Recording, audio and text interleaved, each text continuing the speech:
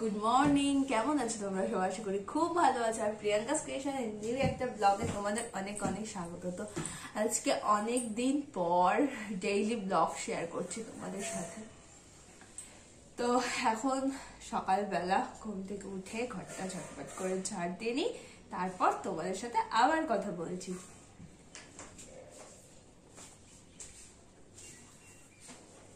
আজ অনেকদিন পর তোমাদের সাথে ডেইলি ব্লগ শেয়ার করছি। আর সকালবেলা ঘুম থেকে উঠে কাজ শুরু। আর প্রত্যেকটা ঘরের বউদেরই থাকে, মানে ঘরের মানে প্রত্যেক মহিলারই থাকেই সকালবেলা এই কাজ, ঘর ঝাড় দেওয়া। তো আমারও সেম কাজ। আর ঘর ফর ঝাড় দিয়ে ঝটপট করে যাব একটু এক্সারসাইজ করতে, আমি আর তোমার দাদা ভাই। আর বিছানাটাও তুলে রেখে যাব, অর্ধেক বিছানা তুলে রেখেছি, আর বাকিটা তুলে মানে পরিষ্কার করে তারপর আমি আর তোমাদের দাদাভাই যাব মাঠে। আর তোমাদের দাদাভাই ফ্রেশ হতে গেছে, আর আমি ঘর ঝাড় দিয়ে তারপর ফ্রেশ হব, হয়ে রেডি হয়ে যাব মাঠে। আর কয়েকদিন ধরে এক্সারসাইজ করছি। আমি কি একটু রোগা হয়েছি কি মনে হয় তোমাদের? তো এক্সারসাইজ কি কাজে লাগছে? অবশ্যই কমেন্ট করে জানিও কিন্তু। হ্যাঁ, তাহলে চলো ঝটপট ঘরটা ঝাড় দিয়ে দিই, বেশি বক বক করে লাভ নেই। আর আজকে মা আবার চলে যাবে দিদি বাড়ি। মায়ের এটাই মানে হয়েছে এক সমস্যা, এই বাড়ি ও বাড়ি দুদিক সামলাতে হচ্ছে, কিন্তু কিছু করার নেই। কয়েকটা দিনের জন্য মাকে করতেই হবে। আর এর আগে তো দেখেছো মা অনেক দিনই বাড়ি ছিল না, দিদি বাড়িতেই ছিল। যেহেতু সোনামা প্রচণ্ড ছোট, আর তোমরা সবাই জানো তো দিদিভাই জব করে, যেহেতু মানে আমাদের বড়দি ভাই আর দাদাভাই জব করে, দুজনের স্কুল টিচার, সেই সকালে বেরোয় আর রাতে ফেরে। সেই কারণে সোনামাকে দেখার প্রচণ্ড প্রবলেম হয়ে যায়, তাই মা ওখানে গিয়ে থাকে। আর আমি তাকে হাফ বিছানা তুলে রেখেছিলাম, এখন একটু ভালো করে পরিষ্কার করে ঝাড় দিয়ে মানে বিছানা ঝাঁটিয়ে তারপর টান করে রাখি। চলো, আর যেটা বলছিলাম, মায়ের দুদিক সামলাতে হচ্ছে, এ বাড়ি ও বাড়ি। তো কিছু করার নেই, এটা করতেই হবে যতদিন না সোনামা বড় হচ্ছে। ওই বাড়িতে মাকে যেতেই হবে। আর আমাদের এক্সামের কারণে মা এই বাড়িতেও সামাল দিচ্ছে। তো আমাদের কাজের লোক আছে, হ্যাঁ, মানে কাকিমা, একটা কাকিমা আছে, করে দেয় সব কিছু যতটা সম্ভব কাকিমার। কিন্তু রান্না আমরা দুই বউ মিলেই করতাম, মা যখন বাড়ি থাকতো না। কিন্তু এখন যেহেতু দিদিভাইয়ের পরীক্ষার আর 1 মাসও বাকি নেই, সেই কারণে মানে দিদিভাই সময় দিতে পারছি না, আর আমিও সময় দিতে পারছি না, তাই মাকেই করতে হচ্ছে।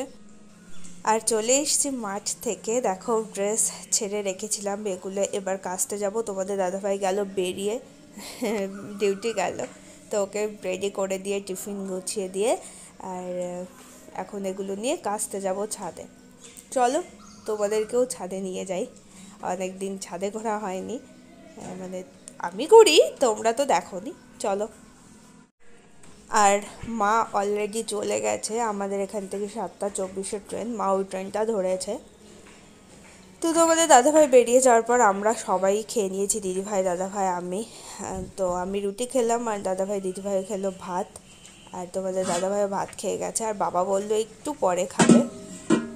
ঝটপট কেচে ফেলি, খাওয়া দাওয়া তো হয়েই গেছে, আর কোনো আপাতত কাজ নেই।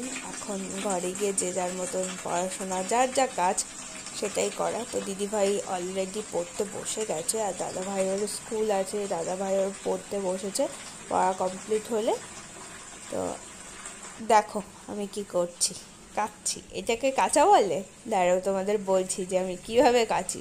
অ্যাকচুয়ালি এটা কাঁচা না অন্য কিছু, সেটা তোমাদের শেয়ার করছি। চলো। আসলে আমি জামা কাপড়গুলো এরকম ভাবে ভেজালাম, তোমরা হয়তো ভাবতে পারো দিদিভাই আবার এটা কিভাবে কাটছে।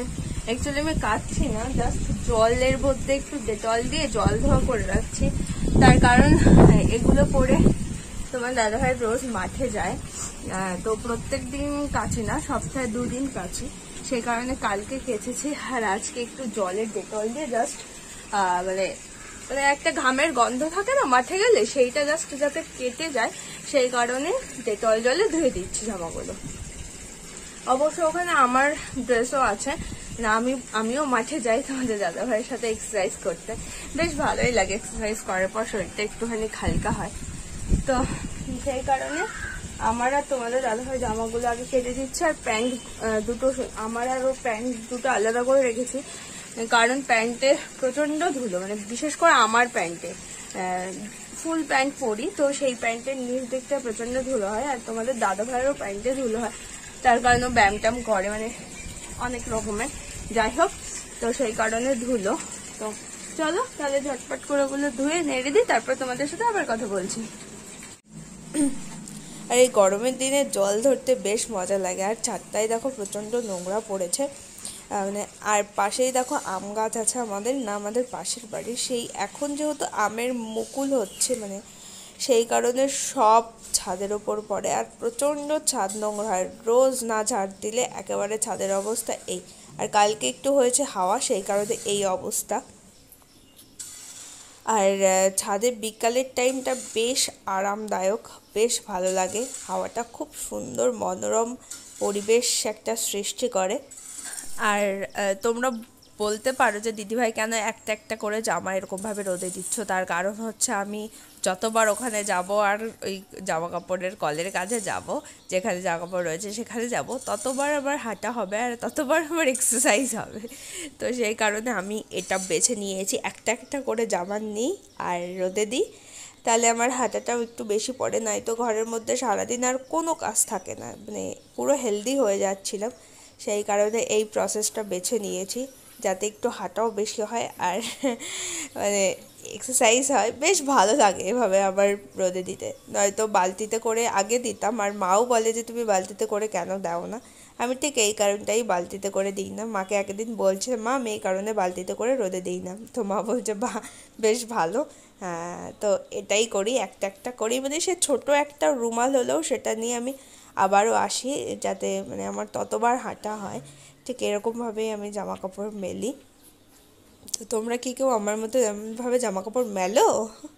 জানি কেউই মেলো না, কারণ এটা পাগলামো ছাড়া আর কিছুই না। চলো যাওয়া যাক।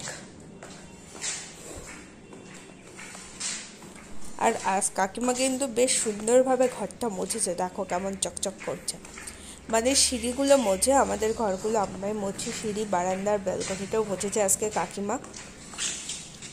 আর চলো দেখানো যাক দিদিভাইরা কি করছে, মানে দিদিভাই কি করছে, দিদিভাইকে অনেকদিন তোমরা দেখো না। আর ওই দেখো দিদিভাই পড়াশোনা করছে, দিদিভাইয়ের সামনে পরীক্ষা, আর এই ঘরে দাদাভাইও পড়াশোনা করছে। তো আর আমি এখন এই ঘরে পড়তে বসবো, আর তোমাদের দাদাভাইও বেরিয়ে গেছে। তোমাদের সাথে অনেকদিন কথা হয় না, তো ভাবলাম আজকে একটু কথা বলি। তোমাদের দাদাভাই বেরিয়ে গেল, আর শেয়ার করতে পারিনি। আর সকালে রান্না আমরা মাঠে গেছি, মাঠের থেকে আসার পর মায়ের রান্না করা হয়ে গেছে, আর মা আজকে আবার চলে গেল। তো কি করবে, মায়েরও কিছু করার নেই, দিদি বাড়িতে যেতেই হবে। এরকমভাবেই মায়ের মানে এই দিকটা ওই দিকটা দুই দিকে সামাল দিতে হচ্ছে। তো আর আজকের ভিডিওটা বেশি বড় হয়নি, তোমাদের কিছু কথা বলি, তার মানে কিছু কথা বলার জন্যই আমি আজকে বসলাম।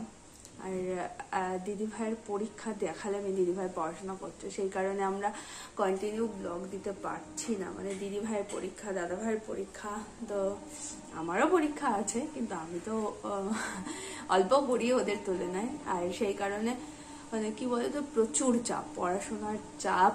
তারপর কি বলবো, আমরা সকালবেলা একটু এক্সারসাইজ করতে যাচ্ছি মাঠে, আর দাদাভাই দিদিভাইরাও পড়াশোনার দিকে মানে ব্যস্ত, সেই কারণে আমরা তোমাদের ডেইলি ব্লগ শেয়ার করতে পারছি না, তার জন্য সরি। আর মায়েরও প্রচুর কষ্ট হয়ে যাচ্ছে, মা সবটা একা সামলাচ্ছে, মানে রান্না বান্না সবকিছু, আবার দিদি বাড়ি সামলাচ্ছে, তো মানে প্রচন্ড চাপ হয়ে যাচ্ছে আমাদের। আর কি বলি, তো তোমরা প্লিজ আমাদের ভুলে যেও না, যেহেতু মানে আমাদের সবারই পরীক্ষা, তো পরীক্ষাগুলো হয়ে যাক, তারপর আমরা আবার কন্টিনিউ ব্লগ দেবো। তো তোমরা জানি না কি ভাবছো যে দিদিরা ব্লগ দিতে পারছে না কেন, দিদি ভাইরা এরকমই তো ভাবছো কেন। তো অনেকে নানান কমেন্ট করেছো, যে দেখেছি কমেন্টগুলো, তো কমেন্টগুলো দেখলে খারাপ লাগে, বাট কিছু করার নেই, আসলে আমাদের ওরকম কোনো ব্যাপার হয়নি। তোমরা অনেকে ভাবছো যে আমাদের দুই জায়ের মধ্যে হয়তো কোনো মানে মনোমালিন্য চলছে, সেই কারণে আমরা ভিডিও দিচ্ছি না একসাথে, তো ওরকম কোনো ব্যাপার না, আমরা সব ঠিকঠাক আছি, আবার আগের মতন ব্লগ আসবে। তার কারণ পরীক্ষাগুলো হয়ে যাক, সব দিক সামাল দিতে হবে, হ্যাঁ, মানে লাইফ, ক্যারিয়ার, তো মানে সবাই সবার নিজের একটা জায়গা খোঁজে, তাই না? মানে জীবনের পথে চলার জন্য কেউ যদি কোনো জায়গায় একটা সাকসেস পায়, কোনো একটা জায়গায় দাঁড়ায়, তো সেটা অবশ্যই তার জন্য ভালো, তার ফ্যামিলির জন্য ভালো। এবার সবাই তো সবার জায়গায় খোঁজে, সেই কারণে আমরাও একটু চেষ্টা করছি।